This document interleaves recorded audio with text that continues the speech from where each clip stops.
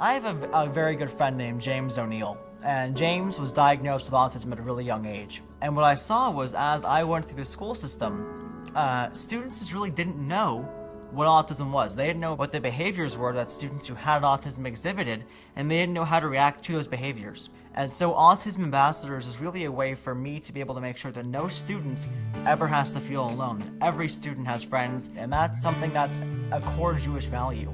If you see someone who's suffering, you see someone who is emotionally in pain, you have an obligation to go help that person.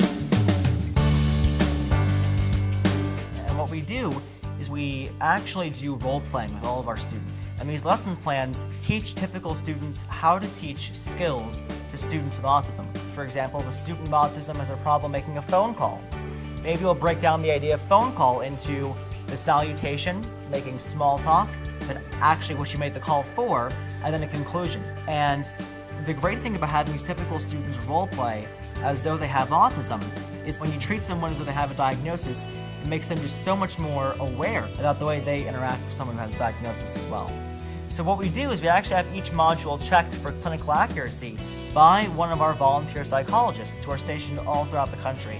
We want to make sure that every lesson plan comes from a real problem students face, but is also accurate clinically as well.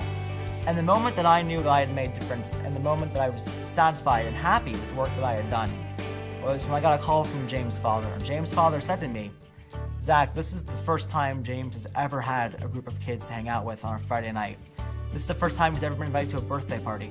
This is the first time he's ever gone to a baseball game with friends." I mean, that moment for me said, this is worthwhile and you're making a difference. But for me, the Helen Diller Award, the Tikkun Olam Award, is just another reminder of how much work that we've yet to do, how much work Autism Ambassadors has yet to do.